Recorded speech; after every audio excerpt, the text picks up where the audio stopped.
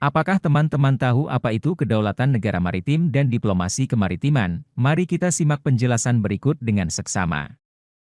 Kedaulatan wilayah negara maritim diatur dalam Konvensi 3 PBB tentang Hukum Laut UNCLOS Jamaika, 6 hingga 10 Desember 1982, menentukan dan membagi laut dalam 3 bagian.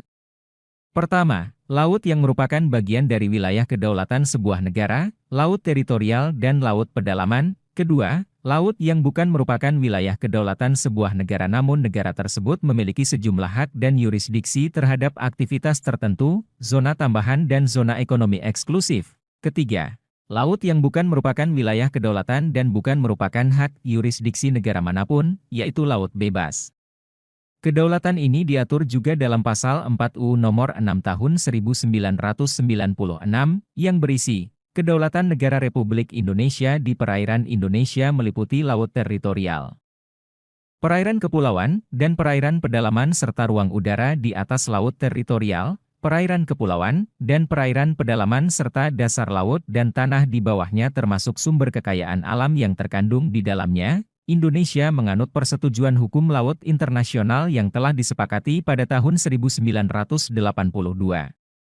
Berdasarkan hal tersebut, wilayah perairan Indonesia meliputi batas laut teritorial, batas landas kontinen dan batas zona ekonomi eksklusif. Pada tanggal 13 Desember 1957 pemerintah Indonesia mengeluarkan deklarasi yang dikenal dengan nama Deklarasi Juanda yang melahirkan wawasan Nusantara. Di dalam deklarasi itu ditentukan bahwa batas perairan wilayah Indonesia yaitu batas laut teritorial atau batas laut garis pantai yang ditarik dari sebuah garis dasar dengan jarak 12 mil ke arah laut. Di dalam batas laut teritorial ini, Indonesia mempunyai hak kedaulatan sepenuhnya, serta negara lain dapat berlayar di wilayah ini atas izin pemerintah Indonesia. Batas landas kontinen adalah batas dasar laut yang jika dilihat dari segi geologi maupun geomorfologinya merupakan kelanjutan dari kontinen atau benua. Kedalaman landas kontinen tidak lebih dari 150 meter. Batas landas kontinen diukur mulai dari garis dasar pantai ke arah luar dengan jarak paling jauh adalah 200 mil. Kewajiban negara ini adalah tidak mengganggu lalu lintas pelayaran damai di dalam batas landas kontinen. Zona ekonomi eksklusif atau ZEE Indonesia adalah daerah di luar laut teritorial Indonesia pada 12 Maret 1980 Indonesia. Cakupan daerah itu meluas hingga 200 mil laut dari garis pangkal dari mana lebar laut teritorial Indonesia diukur, atau dari pulau terluar saat air surut. Zona ekonomi eksklusif Indonesia ditetapkan dalam rangka meningkatkan kesejahteraan dengan memanfaatkan segala sumber daya alam yang ada, seperti halnya Indonesia memiliki hak untuk segala kegiatan eksplorasi dan eksploitasi sumber daya alam permukaan laut. Di samping kedaulatan yang dimiliki Indonesia terhadap wilayah kemaritimannya, Indonesia juga harus mampu, yang pertama menjaga keamanan alur laut kepulauan Indonesia atau disingkat ALKI dan Selat Malaka yang digunakan BG Jalur Navigasi Internasional. Kedua, peningkatan kerjasama dengan negara maritim besar untuk peningkatan keselamatan navigasi. Indonesia telah melakukan kerjasama dengan International Maritime Organization, IMO, Amerika Serikat dan negara maritim lainnya untuk meningkatkan keselamatan dan keamanan navigasi. Ketiga, pengamanan laut Indonesia DR permasalahan people smuggling dan international narcotic trafficking Indonesia yang NGT strategis letaknya telah dijadikan BG sarana untuk jalur aktivitas penyelundupan manusia dan narkotika.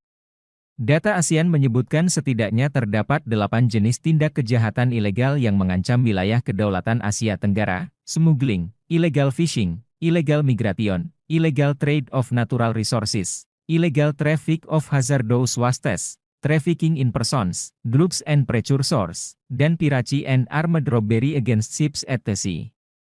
Ancaman tersebut di atas menjadi makin marak dan meningkat intensitas kegiatannya dikarenakan negara sebagai pemilik kewenangan belum mampu menerapkan jaminan akan kepastian hukum penegakan kedaulatan dan yurisdiksi negara di wilayah laut. Diplomasi kemaritiman. Bahwa diplomasi maritim yang dilakukan oleh Indonesia di kawasan mengintegrasikan dua pendekatan diplomasi maritim. Pertama, upaya diplomasi dalam bentuk soft maritim diplomasi melalui kerjasama dan persuasi dan penghimbauan. Kedua, upaya diplomasi dalam bentuk hard maritim diplomasi melalui tindakan koersif dalam bentuk kebijakan tegas terhadap pelanggaran illegal fishing. KPHC dan kawan-kawan pada tahun 2021 menyatakan bahwa wilayah laut adalah laut beserta tanah yang ada di bawahnya di mana tanah di bawah laut adalah dasar laut. Pada batas daerah di laut, penentuan garis batas antar wilayah merupakan kumpulan titik-titik koordinat yang diukur dari garis pantai. Indonesia dengan 34 provinsi dibutuhkan batas daerah yang tegas dan jelas untuk mengelola sumber daya dan kewenangan daerah setiap provinsi. Sekian penjelasan terkait kedaulatan negara maritim dan diplomasi kemaritiman. Baiklah teman-teman, silakan jawab pertanyaan berikut ya. 1. Pada tanggal berapakah dilaksanakannya deklarasi Juanda untuk menentukan batas laut teritorial? Ya. Benar. Jawabannya ialah B. 13 Desember 1957. Pertanyaan 2. Di bawah ini, landasan hukum apa kedaulatan perairan NKRI diatur? Benar. Jawabannya ialah D. Semoga menjadi bermanfaat untuk teman-teman sekalian. Bila ada kekurangan dan kesalahan mohon dimaklumi karena kesempurnaan hanyalah milik Tuhan Yang Maha Esa. Saya pamit undur diri, terima kasih.